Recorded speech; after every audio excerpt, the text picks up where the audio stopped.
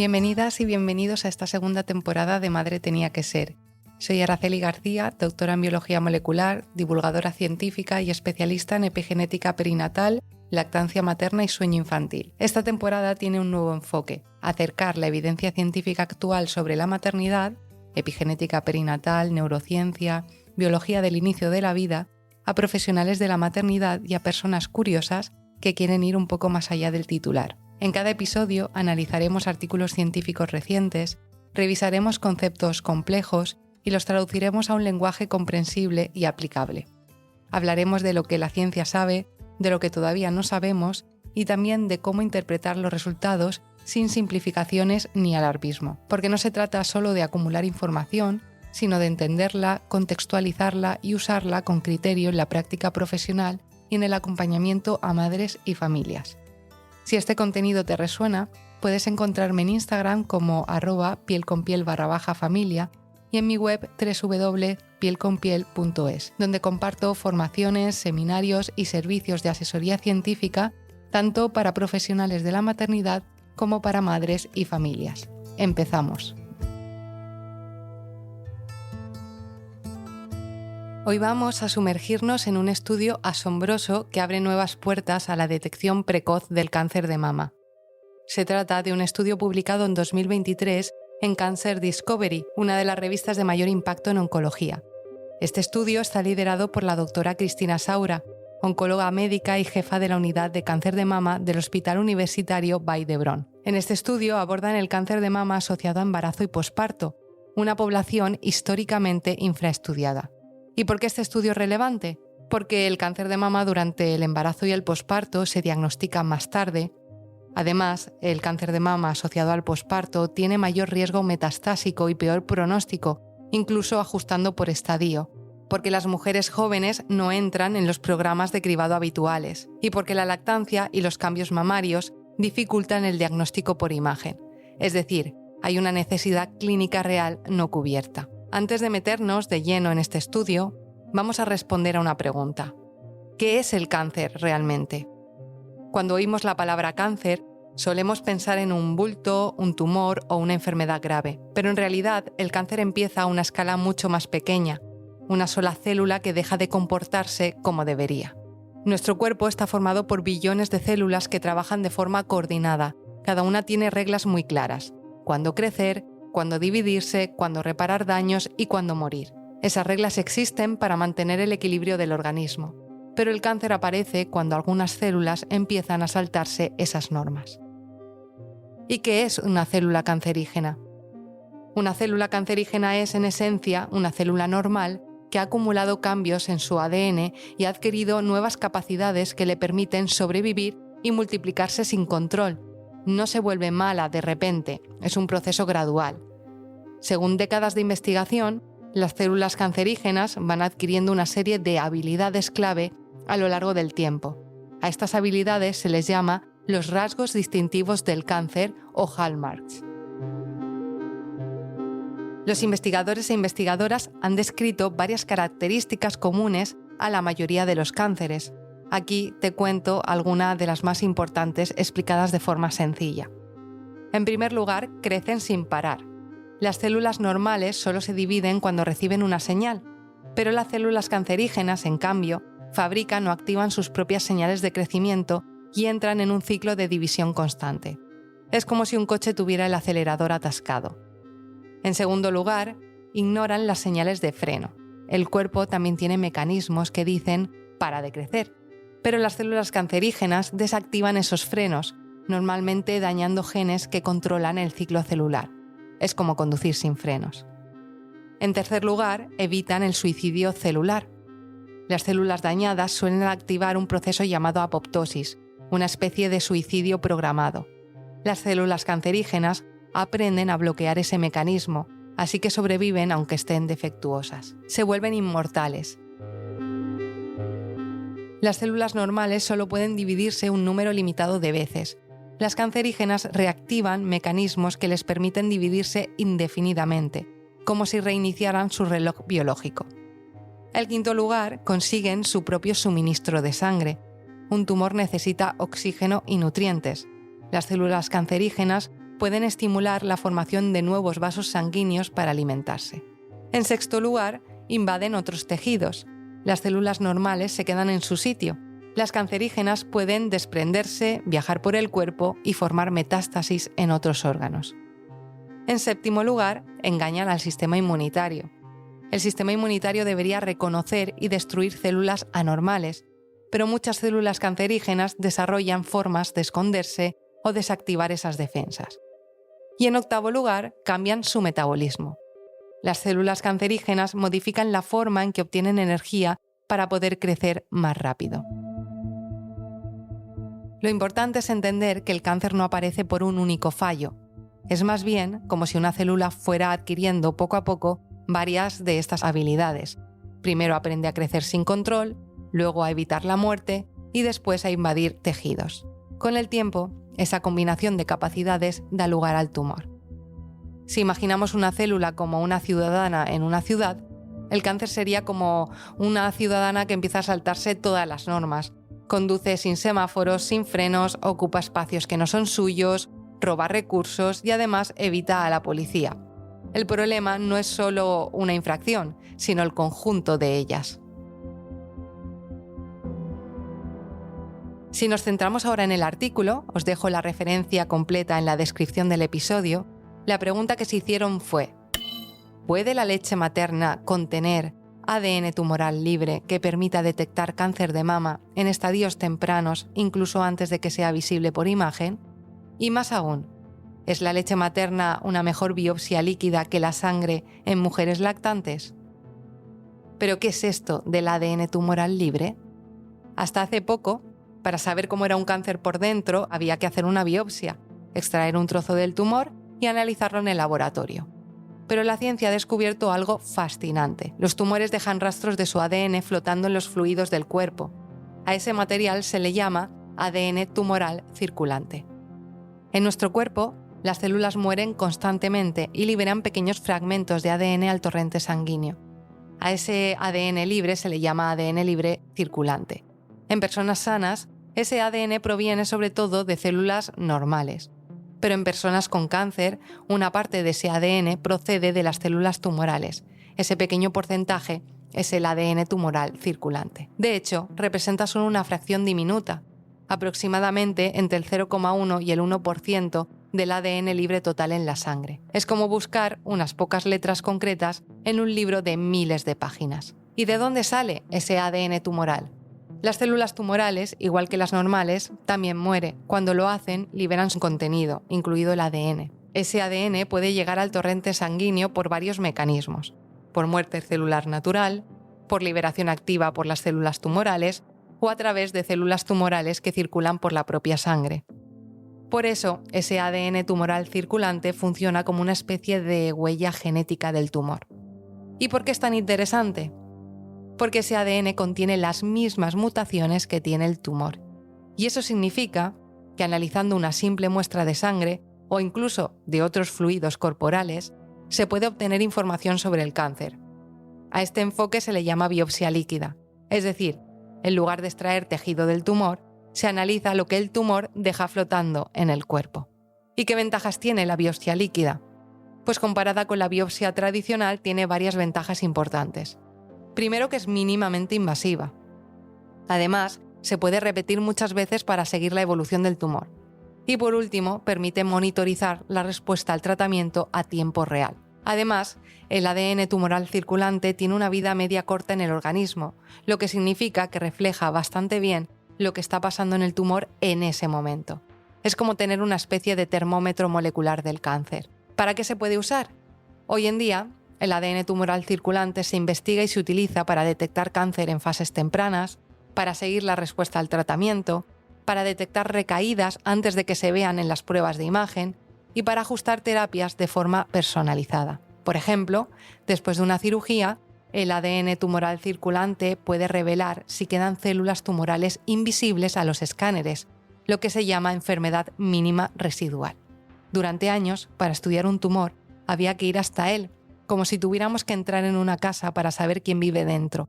El ADN tumoral circulante cambia las reglas del juego. Ahora es como si los habitantes de esa casa fueran dejando cartas en el buzón.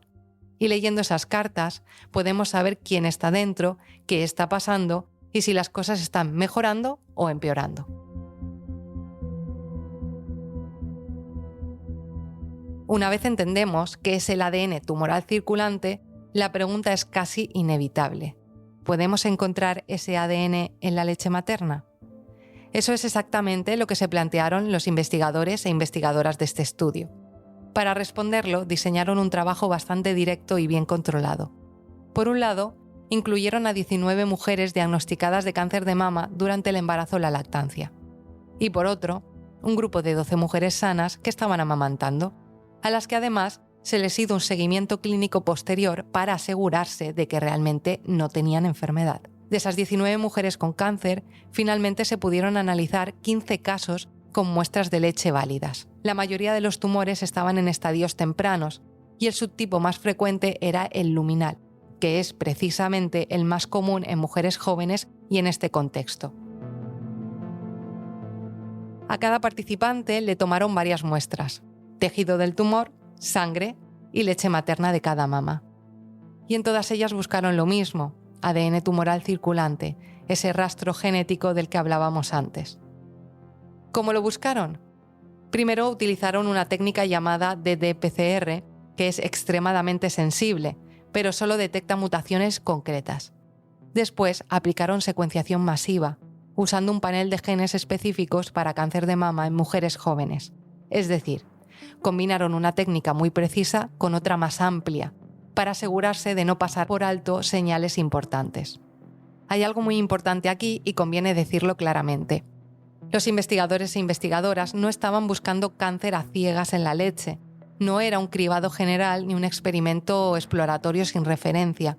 Lo que hicieron fue primero caracterizar el tumor de cada paciente, identificar sus mutaciones concretas y después comprobar si ese mismo ADN tumoral aparecía también en la sangre o en la leche. Es decir, estaban buscando una señal muy específica, no cualquier cosa.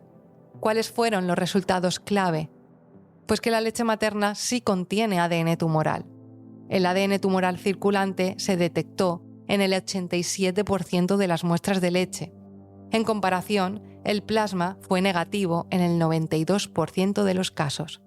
La leche materna supera claramente a la sangre como fuente de ADN tumoral circulante en este contexto. Además, la concentración de ADN libre en leche es 90 veces mayor que en sangre. El ADN está menos fragmentado, lo que facilita el análisis genómico. Esto no es un detalle técnico. Explica por qué la leche funciona mejor como biopsia líquida en lactancia. Hay un hallazgo del estudio que resulta especialmente interesante y también un poco contraintuitivo. En oncología estamos acostumbradas a una idea bastante simple. Cuanto más grande es el tumor, más ADN tumoral aparece en la sangre. Es lógico. Más células tumorales significan más muerte celular y, por tanto, más fragmentos de ADN circulando. Pero en la leche materna, los investigadores e investigadoras observaron algo distinto. En la sangre, como era de esperar, la cantidad de ADN tumoral seguía esa lógica habitual: tumores más grandes, estadios más avanzados o presencia de ganglios afectados. Todo esto se asociaba con más ADN tumoral circulante. Sin embargo, cuando miraron la leche materna, esa relación desaparecía. No había una correlación clara entre el tamaño del tumor, el estadio, ni la afectación ganglionar y la cantidad de ADN tumoral detectado en la leche. ¿Qué significa esto? Y aquí viene la parte interesante. Este resultado sugiere que la leche materna no refleja la carga tumoral global del cuerpo, como sí lo hace la sangre. En cambio, parece reflejar otra cosa: la proximidad biológica al tejido mamario. Es decir, no importa tanto cuánto tumor hay en total, sino dónde está y cómo interactúa con la glándula mamaria. La leche materna no es un simple líquido que pasa por el pecho como si fuera un filtro pasivo. Es un fluido biológico íntimamente conectado con el tejido glandular y por eso puede contener señales moleculares muy locales, incluso antes de que aparezcan en la sangre. Otro resultado muy interesante del estudio tiene que ver con algo en lo que quizá no pensamos demasiado. No toda la leche materna es igual. La leche cambia mucho a lo largo de la lactancia. Primero está el calostro, esa leche espesa y amarillenta de los primeros días. Después viene la leche de transición y finalmente aparece la leche madura, que es la que se produce a partir de las 2 semanas aproximadamente. Y lo sorprendente es que esto también influye en la detección del ADN tumoral. Cuando analizaron las muestras, vieron un patrón claro. En el calostro y la leche de transición, la detección de ADN tumoral circulante era mucho menor. En cambio, en la leche madura, a partir de unos 14 días de lactancia, la detección aumentaba de forma notable. Es decir, el momento de la lactancia influye en lo que podemos encontrar en la leche. Esto tiene mucho sentido si pensamos en lo que está pasando dentro de la mama. Durante las primeras semanas tras el parto, la glándula mamaria está en plena transformación. Se activan los alvéolos, cambia la permeabilidad de los tejidos, se reorganizan los vasos sanguíneos y hay un intenso proceso de remodelado celular. Es un tejido muy dinámico, casi en construcción. Con el paso de los días, la glándula se estabiliza y entra en una fase más madura y funcional.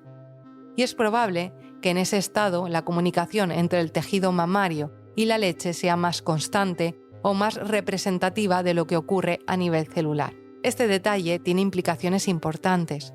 Primero, que no todos los momentos de la lactancia son iguales desde el punto de vista del diagnóstico. Y segundo, que si en el futuro se plantea algún tipo de cribado basado en leche materna, no tendría sentido hacerlo justo después del parto. Probablemente habría que esperar a que la lactancia esté más establecida. Y ahora llegamos a lo que probablemente es lo más impactante de todo el artículo. Hasta ahora hemos hablado de resultados generales, pero hay dos casos concretos que por sí solos cambian la forma de pensar en este tema.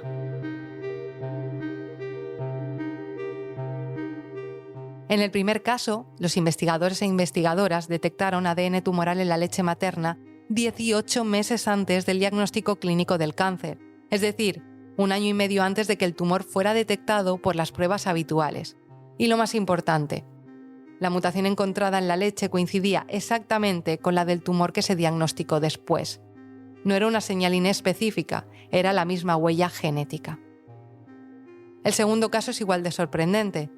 Aquí, el ADN tumoral era detectable en la leche 6 meses antes de que la ecografía pudiera ver el tumor. Durante todo ese tiempo, los análisis de sangre eran negativos. No aparecía ADN tumoral circulante en el plasma. La única señal estaba en la leche materna. Ahora bien, es importante ser muy claras con lo que significa este resultado.